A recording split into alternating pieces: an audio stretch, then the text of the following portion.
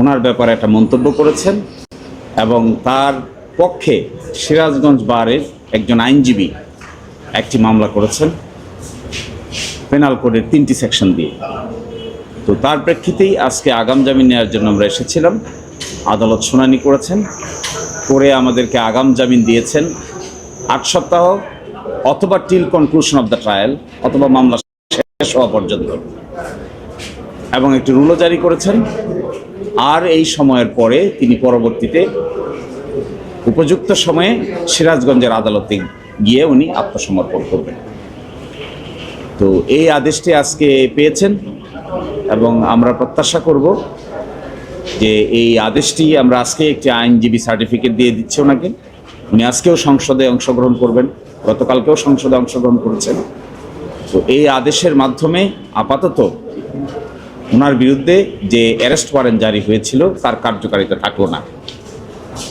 ফলশ্রুতিতে পরবর্তীতে আদালতের আদেশ কমিউনিকেট হয়ে যাওয়ার পরে সংশ্লিষ্ট আদালত সিরাজগঞ্জে আমরা কবে যাব, কিভাবে যাব, এটা পরবর্তীতে আপনাদেরকে উপযুক্ত সময় দেব। রূপায়ণ লেক ক্যাসেল ওয়েলকাম। মামলার ঘটনা হয়েছে বলেছেন ওনারা শরীয়তপুরে, মামলাটা দায়ের করেছেন সিরাজগঞ্জে। যার ব্যাপারে তিনি মন্তব্য করেছেন বলে অভিযোগ করেছেন তিনি মামলা দায়ের করেন না। মামলা দায়ের করেছেন তার ওয়ে সিরাজগঞ্জের আদালতের একজন বিজ্ঞ আইনজীবী, তার নাম মিস্টার হুমায়ুন কবির। তো এটি আসলে মানহানির মামলা এভাবে করা যায় না, নিয়ম নাই। বাংলাদেশের আইনেও এটা প্রচলিত না, ভারতীয় উপমহাদেশের আইনে মানহানির মামলা তাকেই করতে হয় যার মানহানি হয়েছে তার। একজনের মানহানির জন্য আরেকজন মামলা করা যায় না, এটি ভুল, এটা আইনের ভুল প্রয়োগ হয়েছে। নিশ্চয়ই আজকে যে আদেশ হয়েছে আমরা সাবমিশন রেখেছি, হাইকোর্টের সিদ্ধান্ত দিয়েছি, ভারতীয় উপমহাদেশের সিদ্ধান্ত দিয়েছি, এগুলো আদালতের কাছে জানাও আছে। আমার মনে হয় আদেশের ভিতরে এগুলো রিফ্লেক্টেড হবে যে তিনি কিভাবে এই আদেশটা দিচ্ছেন। মন্তব্যটা কি করেছেন? মন্তব্য করেছেন ধর্মবিদ্বেষী বলেছেন।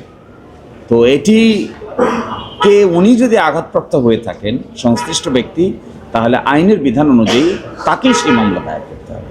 কিন্তু মামলা দায়ের করে ফেলেছেন আরেকজন, এটা আইনে অ্যালাউড না। ওটা দেখেন, একটা মামলা দুইভাবে রুজু হয়, একটা থানায় রুজু হয়, এটাকে বলে জিআর কেস, আর একটা কোর্টে রুজু হয়, এটাকে বলে সিআর কেস।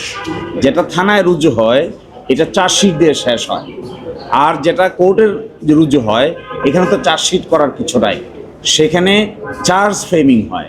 তো এই দুইটা রুটের কথাই আপনারা দেখবেন।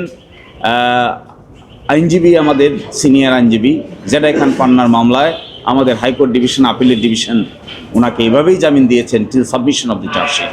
কিন্তু